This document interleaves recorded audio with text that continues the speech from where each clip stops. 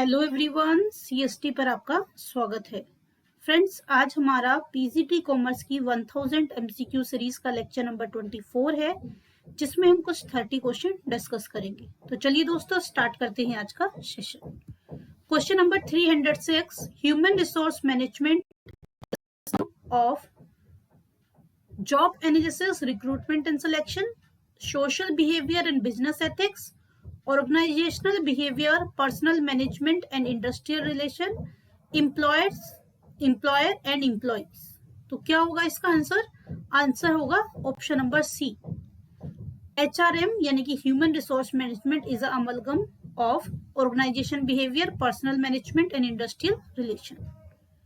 Moving on the next question, question number 307, following is are operative function of HRM: procurement, development, compensation and motivation, maintenance, integration and emerging trends, all of these। तो friends, HRM का चारों के चारों ही तीनों के तीनों ही क्या है? ऑपरेटिव फंक्शन है, यानी कि प्रोक्योरमेंट करना, डेवलपमेंट करना, कंपनसेशन करना, एम्प्लॉय को मोटिवेट करना, एम्प्लॉय को मेंटेन रखना ऑर्गेनाइजेशन में, integrations and emerging trend, all are the operative function of HRM। means option number D is the right answer। Moving on the next question, question number 308, the process of familiarizing the new employee to the organization rules and regulation is known as। कोई भी जो new joinee है उसको company के बारे में initially जो सारा बताया जाता है, फर्स्ट डे जब उसका होता है या इनिशियल स्टेज पे, वीक भी हो सकता है किसी कंपनी में, 15 डेज भी होता है। इनिशियली उसको कंपनी के सारे वर्क के बारे में बताया जाता है, सारी पॉलिसीज वगैरह के बारे में, कैसे काम होता है, क्या है, वो सारी चीजें जो बताई जाती है कंपनी के बारे में, उसको हम क्या कहते हैं? Induction. Means option number B is the right answer. Moving on the next question, question number 309, challenges faced by human resource management include. इनमें से कौन से चैलेंजेस ह्यूमन रिसोर्स मैनेजमेंट को फेस करने पड़ते हैं? Technological changes, workforce diversity, globalisation, productivity, career planning, compensation management, downsizing and voluntary retirement scheme. तो सारे काम करते हैं HRM किससे रिलेटेड? वो मैन पावर को रिक्रूट करने से रिलेटेड, उनको मोटिवेट करने से रिलेटेड, ठीक है ना, उनको कंपनसेशन पे करने से रिलेटेड सारे के सारे काम करते हैं। लेकिन सबसे ज्यादा चैलेंजेस उनको कहाँ फेस करने पड़ते हैं? ऑप्शन नंबर ए। टेक्नोलॉजिकल चेंजेस, वर्कफोर्स डाइवर्सिटी, सब अलग अलग नेचर के अलग अलग जगह से लोग आते हैं, and globalisation. Clear? Means option number A is the right answer. Moving on the next question, question number 310, What is the full form of OJT? OJT की फुल फॉर्म क्या होती है?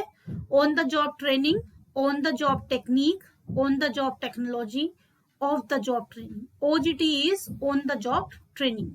means option number A is the right answer। Training के 2 methods होते हैं, एक होता है on the job training, internal training, और एक होता है off the job training, external training. These are the method of on the job training: apprentice program, job instruction training, plant progression, job rotation, creation of assistant to position, यानी कि जिस भी position पे बंदे को भेजना है पहले वो सुपीरियर का असिस्टेंट बनाओ ताकि उस सारे वर्क के बारे में उसको नॉलेज हो जाए और उसके बाद उसको पोस्ट कर दो। Temporary promotion, committee and junior boards, coaching, of the job training, lecture, street lecture, discussion method, demonstration, seminar, conferences, reading, television and video instructions, business simulation। simulation मतलब क्या होता है? जैसा बिजनेस में एक्चुअल में आपका जो एटमॉस्फेयर होता है, सेम उसी तरह का एटमॉस्फेयर क्रिएट करना। Case presentation, equip simulators, business game, experimental exercise, role playing, behavior modeling, computer modeling, vestibule training, sensitivity training, computer based training। Vestibule training में बिल्कुल कंपनी के जैसा सेटअप रेडी किया जाता है और वहां पर इम्प्लॉयज को ट्रेनिंग दी जाती है, यानी कि ऐसा लगता है जैसे इम्प्लॉयज जो है ऑर्गेनाइजेशन में ही, कंपनी में ही काम कर रही है। Moving on the next question, question number 311.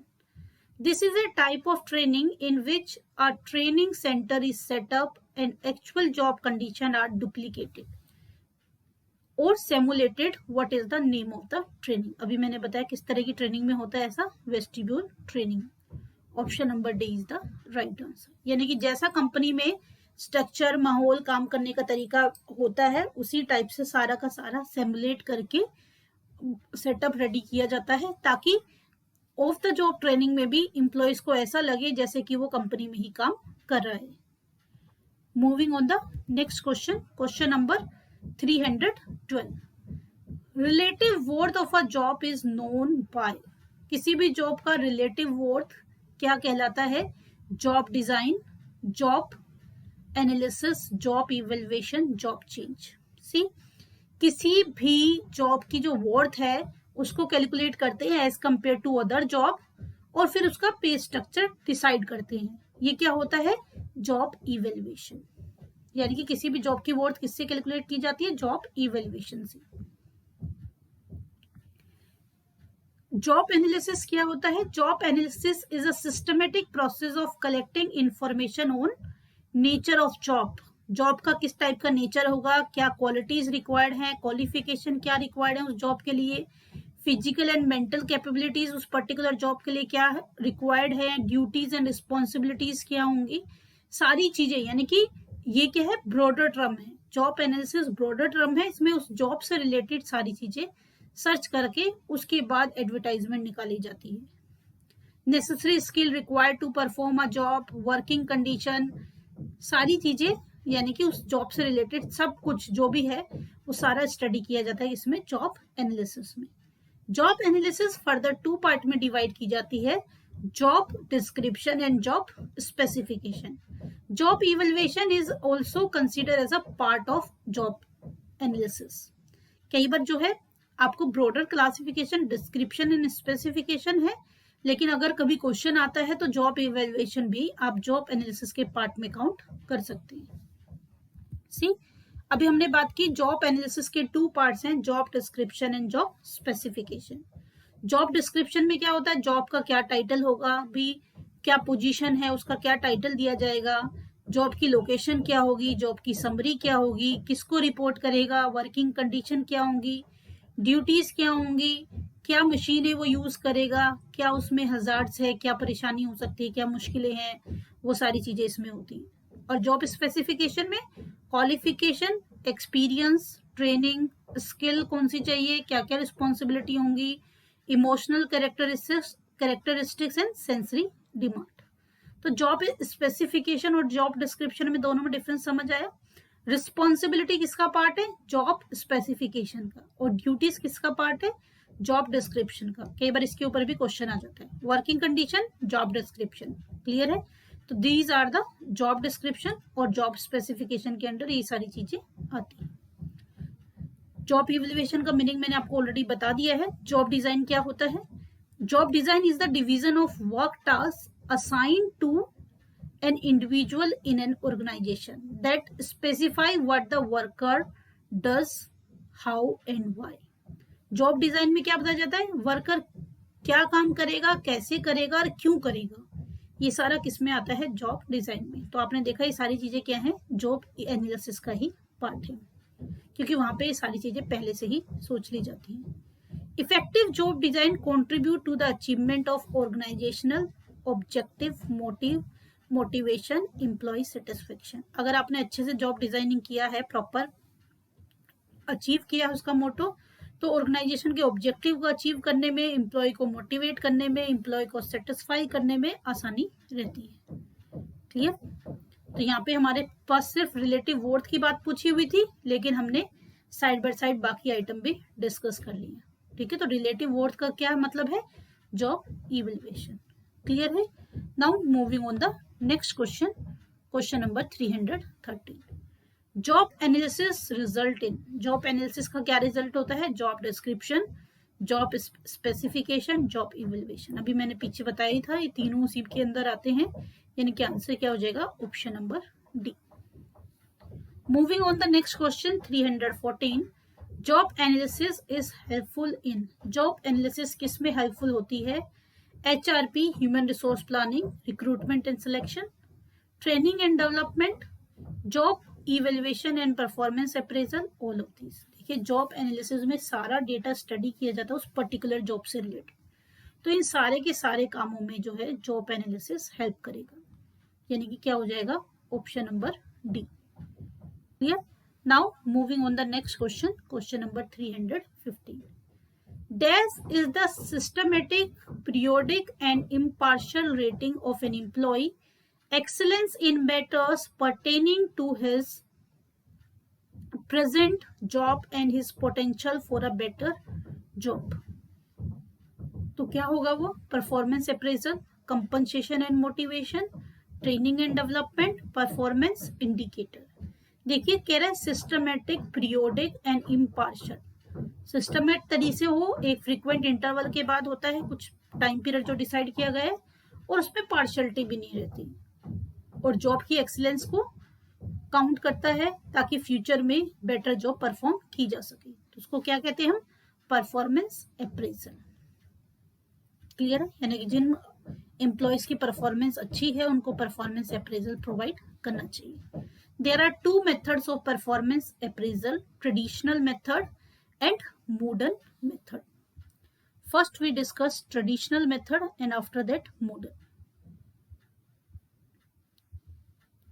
See, in traditional method, first one is ranking method, then paired comparison, grading, forced distribution method, forced choice method, checklist method, critical incident method, graphic scale method, essay method, field review method, confidential report.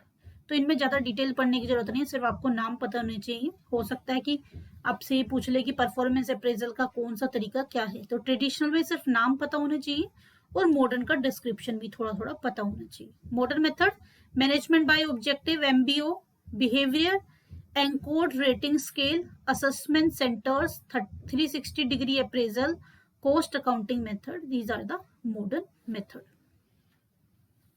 clear है?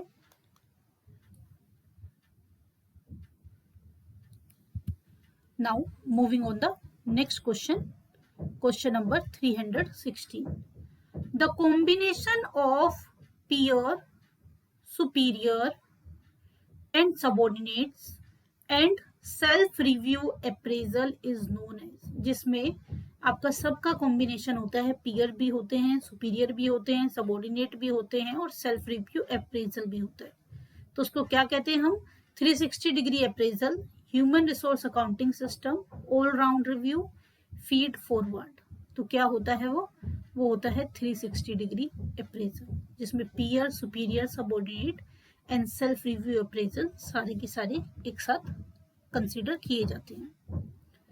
Question number 317, performance appraisal, reward and recognitions to the staff include।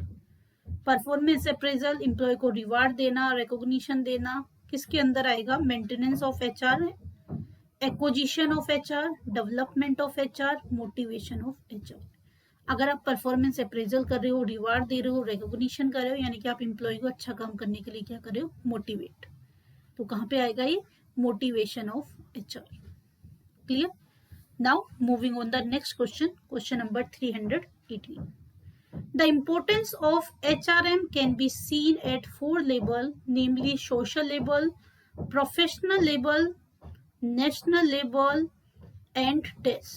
इनमें से क्या होगा और जिसपे importance of HRM देखी जाती है, international level, corporate level, inventory level, environment level. तो क्या होगा, कॉर्पोरेट लेवल। देखिए जो HRM की इंपॉर्टेंस है वो कंसीडर की जाती है social level, professional level, individual level, national level, organisational level और you can say corporate level. ठीक है, तो हमारे पास आपको सोशल, प्रोफेशनल, नेशनल गिवन था और ऑप्शन में बाकी 2 बच्चों में से क्या था, कॉर्पोरेट। तो कॉर्पोरेट और ऑर्गेनाइजेशन मीन्स द सेम, यानी कि option number B is the right answer. Clear? Now moving on the next question, question number 319, which of the following leads to a horizontal expansion in the job? इनमें से कौन horizontal expansion को represent करता है? Job simplification, job rotation, job enlargement, job analysis. तो horizontal expansion में क्या होता है? Job enlargement. देखिए, दो तरह के एक्सपेंशन होते हैं, एक होता है हॉरिजेंटल और एक होता है वर्टिकल। हॉरिजेंटल एक्सपेंशन में जॉब इनलार्जमेंट कहते हैं और वर्टिकल एक्सपेंशन को जॉब इनरिचमेंट कहते हैं। थोड़ा सा इनका डिटेल देख लेते हैं हम लोग। जॉब इनलार्जमेंट में क्या होता है कि जैसे एम्प्लॉय का प्रमोशन कर दिया, प्रमोशन करके उसे थोड़ी सी रिस्पॉन्सिबिलिटीज और दे दी, सैलरी बढ़ा दी उसकी, तो ये क्या है? Job enlargement. Job enlargement is the horizontal expansion of a job. It involves the addition of tasks at the same level of skill and responsibility. It is done to keep worker from getting bored. यानी कि उसका थोड़ा सा change हो जाती हैं चीजें और वो बोर नहीं होता सेम टाइप के वर्क को करते हुए। It is different than job enrichment. Example क्या है? Small companies may not have as many opportunity for promotion, so they try to motivate employee through job enlargement. अब जिन कंपनी के पास प्रमोशन है वो तो कर देंगे, लेकिन जिनके पास प्रमोशन नहीं है यानी कि आगे पोजीशन नहीं है, तो वो क्या करते हैं? उनका थोड़ा सा इंक्रीमेंट कर देते हैं और उनको थोड़ी सी रिस्पॉन्सिबिलिटी ज्यादा दे देते हैं। और जिनके पास प्रमोशन के ऑप्शन है तो वो क्या कर देते हैं? प्रमोट कर देते हैं, यानी कि उनकी जॉब क्या कर देते हैं? और अच्छी कर देते हैं, इनरिच कर देते हैं। कई बार क्या होता है, सेम लेवल पे ही आपका प्रमोशन होता है, पहले आप जूनियर हैं, फिर उसी चीज के सीनियर हो गए, देन आपकी पोजीशन चेंज हो गई, तो वहीं पे अगर आपको जूनियर सीनियर कर दिया जाता है तो वो है जॉब इनलार्जमेंट। और अगर आपकी पोजीशन चेंज हो जाती है, पहले सपोज करो आप असिस्टेंट मैनेजर थे, अब तो आप मैनेजर बन गए, या पहले आप सेल्स ऑफिसर थे, अभी आप जो है मैनेजर बन गए, डायरेक्टर बन गए, कुछ भी इस तरह की चीजें हैं, वो क्या है? Job enrichment. Benefit of job enrichment, मैंने कहा जॉब इनरिचमेंट क्या होता है? Vertical expansion. जैसे कि इनलार्जमेंट जो है आपका क्या कैसा एक्सपेंशन है? हॉरिजेंटल, यानी सेम लेवल पे ही आपका प्रमोशन हुआ है, आपका लेवल नहीं बढ़ा है। लेकिन आपका लेवल बढ़ा है, अगर एक स्टेप आप ऊपर गए हैं तो वो आपका क्या है? Vertical expansion. ठीक है, छोटी ऑर्गेनाइजेशन में ज्यादा पोजीशन नहीं होती है तो वो लोग ज्यादातर क्या करते हैं? Job enlargement. ठीक है, benefit of job enrichment, job satisfaction रहती है, बंदे को लगता है कि मेरे एफर्ट्स काउंट हो रहे हैं, मेरी प्रमोशन हो रही है। एलिमिनेट्स मोनोटोनी, जो बोरियत है वो खत्म हो जाती है क्योंकि नई नई अपॉर्चुनिटी मिलती रहती है। Enhance skill, reduce absenteeisms and turnover, self realisations, बंदे को खुद पे विश्वास हो जाता है कि मैं अच्छा काम कर रहा हूँ प्रमोशन से, इनरिचमेंट से। Better decision making and decrease workload of superior. और जो क्योंकि डिसेंट्रलाइजेशन होता है तो वो छोटे लेवल के लोगों को वर्क देते हैं, तो उससे क्या होता है? डिसेंट्रलाइजेशन भी हो जाता है। क्लियर है? Now moving on the next question, question number 320, the primary goal of strategic human resource management is. Strategic human resource management का प्राइमरी गोल क्या है? Increase in employee productivity. देखिए आपको गिवन है complete the job in hand, focus on administrative task, emphasise on quality of work. तो इनमें से कोई भी नहीं है। स्ट्रेटेजिक मैनेजमेंट का जो प्राइमरी ऑब्जेक्टिव है वो क्या होता है? एम्प्लॉयज की प्रोडक्टिविटी बढ़ाना, इंक्रीज करना। Clear? Now moving on the next question, question number 321, डेफ is an external source of recruitment. देखिए रिक्रूटमेंट के दो सोर्सेज होते हैं, एक होता है इंटरनल सोर्स और एक क्या होता है? External source. Internal source transfer कर सकते हैं, प्रमोशन कर सकते हैं, और external recruitment at factory gate पे ही रिक्रूटमेंट कर ली, कैजुअल कॉलर है, एडवर्टाइजमेंट है, एम्प्लॉयमेंट एजेंसीज हैं, मैनेजमेंट कंसल्टेंट है, एजुकेशनल इंस्टीट्यूशंस है जो प्लेसमेंट होती है, रिकमेंडेशन है, किसी ने किसी को रेकमेंड कर दिया, रेफर कर दिया, लेबर कॉन्ट्रैक्टर्स हैं, टेलीकास्टिंग है। ये तरीके हैं जिनको क्या बोलते हैं? External source of recruitment. तो आपसे पूछा है dash is an external source of recruitment. Promotion internal, transfer internal, retired manager वो भी इंटरनल बंदे ही हैं, तो एक्सटर्नल क्या हो गया, campus recruitment. Option number C is the right answer. Clear? Now moving on the next question, question number 322। Dash is the first step in the process of recruitment and selection. Recruitment and selection में कौन सा first step है? Job analysis, job design, job enrichment, job rotation. देखिए recruitment and selection की बात हो रही है। रोटेशन जब बंदा आ जाएगा, जॉब रोटेशन तब होगा, एक जॉब से दूसरी जॉब पे बंदों को लगाते हैं। इनरिचमेंट भी तभी होगा, प्रमोशन वगैरह की बात हो रही है, पहले तो बंदा आएगा। तो उसने बोला first step of recruitment and selection, तो यहाँ पे गिवन ऑप्शन में कौन सा स्टेप होगा? Job analysis. Option number A is the right answer. Moving on the next question, question number 323। Dash is the first process of selection. Selection process का पहला part क्या है? वैसे तो पहला पार्ट होता है एडवर्टाइजमेंट निकालना, लेकिन यहाँ पे है नहीं वो, किसी भी वे से इंटरनल रेफरेंसेस से या कैसे भी, पहले तो यही बताना पड़ता है कि भाई ये पोजीशन खाली है। लेकिन हमारे पास क्या है? Application form, interview, job analysis, written test. C, सबसे पहले तो बंदे की एप्लीकेशन आएगी, तभी तो सिलेक्शन प्रोसेस स्टार्ट होगा।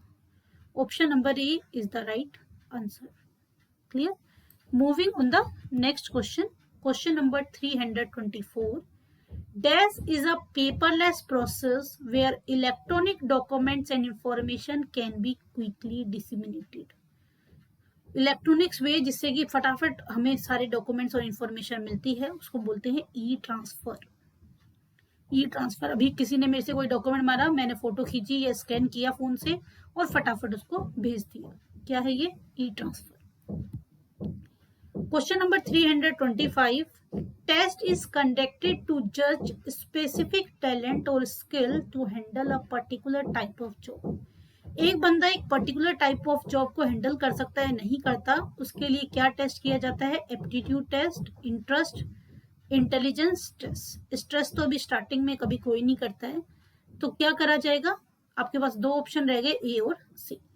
स्पेसिफिक जॉब के लिए स्किल है, उस टैलेंट है या स्किल है उसको, तो उसके लिए क्या किया जाता है? Aptitude test. Option number A is the right answer. Moving on the next question, question number 326। Test is to जज the ability, intelligence and efficiency of the candidate. Candidate की इंटेलिजेंस, एफिशिएंसी और एबिलिटी देखने के लिए क्या करेंगे? Reference check, written test, medical, none of these. अब देखिए सिर्फ एफिशिएंसी नहीं बताई, एबिलिटी, इंटेलिजेंस सब कुछ बोला है, तो गिवन ऑप्शन में क्या आंसर हो जाएगा? Option number B, means written test. Clear? Moving on the next question, question number 327। For forecasting the demand for manpower, the important technique used are. Manpower की demand को forecast करने के लिए कौन सी technique use की जाती है? Delphi technique, statistical technique, work study techniques, all of this. देखिए कौन सी टेक्निक यूज करते हैं इसके लिए? Work study techniques. Clear? Now moving on the next question, question number 328। Employees welfare does not include. अगर हम एम्प्लॉइज वेलफेयर की बात करते हैं तो उसमें इनमें से किसको कंसीडर नहीं करेंगे? काउंसलिंग वेलफेयर में होती है, फैसिलिटी भी वेलफेयर में प्रोवाइड की जाती है, प्रमोशन भी इज अ पार्ट, रिक्रूटमेंट नहीं होता। भाई वेलफेयर तब शुरू होगा जब बंदे को रिक्रूट कर लेंगे, तो रिक्रूटमेंट तो उसको अपॉइंट करने का प्रोसेस है, तो आंसर क्या आ जाएगा? Option number D. Moving on the next question, question number 329। Challenge for human resource manager in changing environment. Globalization, business, stress management, grievances. देखिए चेंजिंग एनवायरनमेंट में ग्रीवेंसेस और स्ट्रेस मैनेजमेंट दोनों ही चीज कॉम्प्लिकेशन क्रिएट करती हैं, क्योंकि इसमें दो का ऑप्शन नहीं है। अगर आप चूज करेंगे इस पर्टिकुलर सिचुएशन में, तो हम किस में जाएंगे? स्ट्रेस मैनेजमेंट, क्योंकि ग्रीवेंसेस फिर भी एक बार को वो हैंडल कर सकते हैं। सबसे बड़ा चैलेंज क्या हो जाता है? स्ट्रेस मैनेजमेंट करना। Now moving on the next question, right reason of attrition. Attrition होता क्या है? Attrition is a gradual voluntary reduction of employee through resignation and retirement. Resignation और retirement से employee को कम करना, who are not then replaced, और उनको near future में भी replace करने का भी कोई कंपनी का इरादा नहीं है। A reduction in staff due to attritions is often called a hiring freeze. यानी कि फ्रिज कर रहे हैं भी हायरिंग, एग्जिस्टिंग एम्प्लॉय रेजिग्नेशन या रिटायरमेंट से निकल गए हैं, न्यू एम्प्लॉय हायर उनके बदले में यानी कि उनके रिप्लेसमेंट में हायर नहीं करेगी कंपनी, इसको हायरिंग फ्रीजिंग भी कहते हैं और एट्रिशन भी कहते हैं। तो आपसे पूछा right reason of attrition, job stress, commitment, mentoring, performance. देखिए अगर किसी एम्प्लॉय की बैड परफॉर्मेंस है तो उसके बेस पे भी उसको रिजाइन करने के लिए कहा जाता है।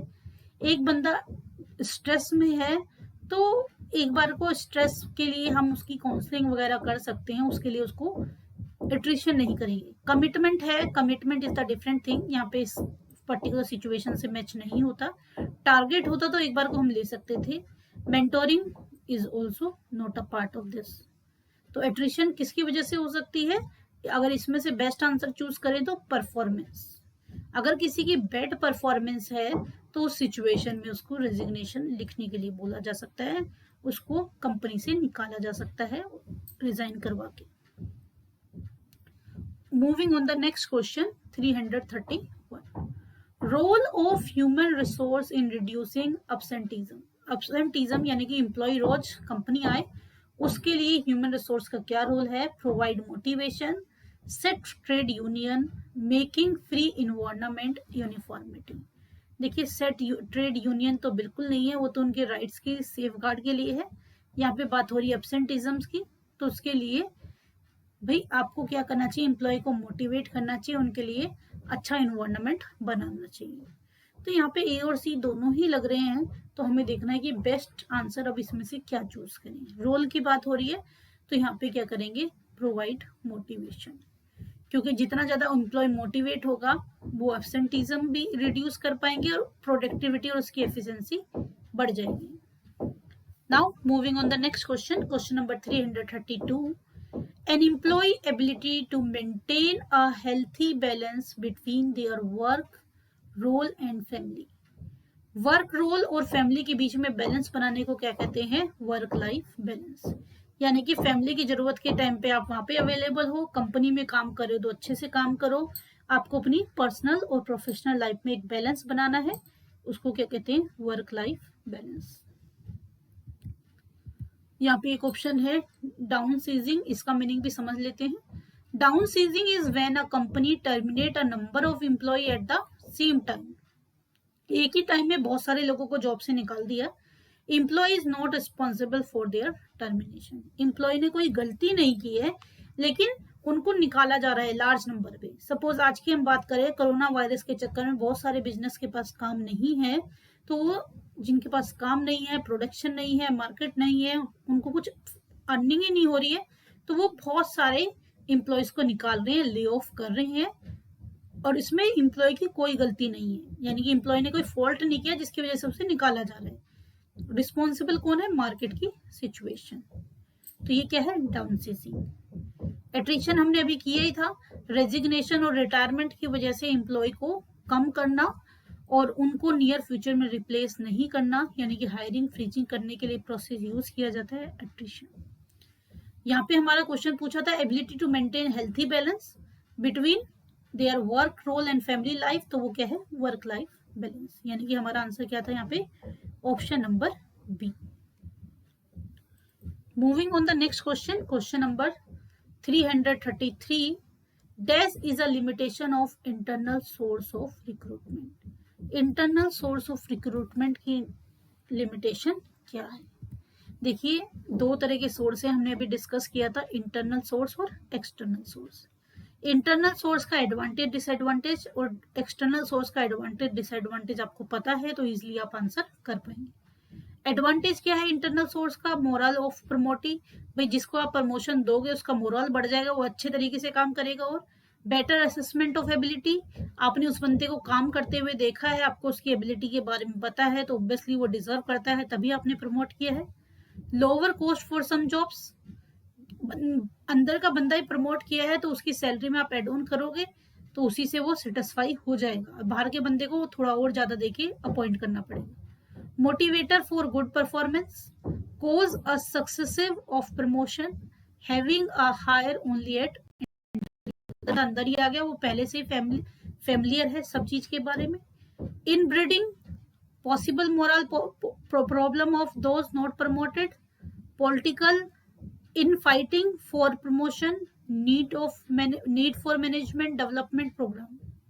एक्सटर्नल सोर्स का एडवांटेज क्या है? New blood bring new perspectives, cheaper and faster than training, professionals, no group of political support in the company, organizationals already may bring new industry insight। नए नए आइडिया लेके आएगा बंदा, पहले से उसका कोई बंदा नहीं होगा तो वो उसको ग्रुप भी सपोर्ट नहीं करेगा, नहीं कि पॉलिटिकल रीजन भी नहीं होगा। डिसएडवांटेज क्या होगा? May not select someone who will fit the job और इन द ऑर्गेनाइजेशन, कोई बंदा ऑर्गेनाइजेशन ऑलरेडी है और वो उस जॉब के लिए सुटेबल भी है तो वो उस बंदे को ऑप्शन नहीं मिलेगा, अपॉर्चुनिटी नहीं मिलेगी। May cause moral problem for internal, जब उन्हें प्रमोशन नहीं मिलेगा, हायर पोजीशन नहीं मिलेगी तो उनका मोरल डाउन हो जाएगा। और एम्प्लॉय क्या है, कंपनी छोड़ के नई पोजीशन प्रमोशन के लिए दूसरी कंपनीज में ट्रांसफर और दूसरी कंपनी में जाने का सोचेंगे। कैंडिडेट नॉट सेलेक्टेड, कई बार हो सकता है कि आपने एडवर्टाइजमेंट निकाला, आपको ऐसा बंदा ही नहीं मिला जो आपकी पोजीशन को प्रॉपरली डिजर्व करता हो। लॉन्गर एडजस्टमेंट और ओरिएंटेशन टाइम, कोई भी बंदा बाहर से आप हायर करके लाओगे तो आपको ओरिएंटेशन प्रोग्राम भी चलाना पड़ेगा, यानी कि उस बंदे को कंपनी के बारे में सारी चीजें बतानी पड़ेगी, पहले वो फेमिलियर होगा और उसमें थोड़ा सा टाइम जाएगा। आपसे लिमिटेशन पूछा था किसका? इंटरनल सोर्स का, तो इंटरनल सोर्स का लिमिटेशन क्या होगा? इंटरनल सोर्स का लिमिटेशन होगा इनब्रीडिंग। यहाँ पे आपको दिया भी हुआ disadvantage and limitation means the same, क्योंकि हायर कॉस्ट, लेंथी प्रोसेस, अनरिलायबिलिटी, ये तो इसमें से कुछ भी नहीं है, क्या हो जाएगा? Inbreeding. Question number 334, which of the following source is most relevant to recruiting managerial person? Managerial person को रिक्रूट करने का सबसे अच्छा तरीका क्या है? Direct recruitment, employment exchange, advertisement, casual caller. तो क्या होगा? एडवर्टाइजमेंट। उससे क्या है? कैंडिडेट ज्यादा आएंगे, सिलेक्शन का ज्यादा मौका मिलेगा। Question number 335, it is the process of management which is concern with obtaining, utilizing and maintaining a satisfactory and satisfied workforce। कौन सी प्रोसेस है जो ऑब्टेन करने, यूटिलाइज करने, मेंटेन करने और सेटिस्फाई करने के लिए काम करती है वर्कफोर्स के लिए? इनमें से कौन सी प्रोसेस है वो? Planning, organising, staffing, directing. तो क्या होगा? स्टाफिंग। जितना भी एचआरएम का काम है वो कौन सी प्रोसेस में हो रहा है? स्टाफिंग में सबसे पहले होता है, क्योंकि यहाँ पे उनका काम ही है ह्यूमन रिसोर्स को रिक्रूट करना, ट्रेन करना, प्रमोट करना, मोटिवेट करना, मेंटेन करना। क्लियर है? तो यहाँ का आंसर क्या, क्वेश्चन नंबर 335 का आंसर क्या हो जाएगा? Option number C, staffing. Clear? तो ये आज के हमारे 30 क्वेश्चन कंप्लीट हो गए। दोस्तों, सेशन को लाइक कीजिए, अपने दोस्तों के साथ शेयर कीजिए। अभी तक आपने हमारा चैनल सब्सक्राइब ना किया हो तो चैनल को सब्सक्राइब कीजिए और नोटिफिकेशन के लिए बेल आइकन को प्रेस कीजिए। मिलते हैं दोस्तों नेक्स्ट सेशन में, तब तक के लिए बाय बाय, टेक केयर।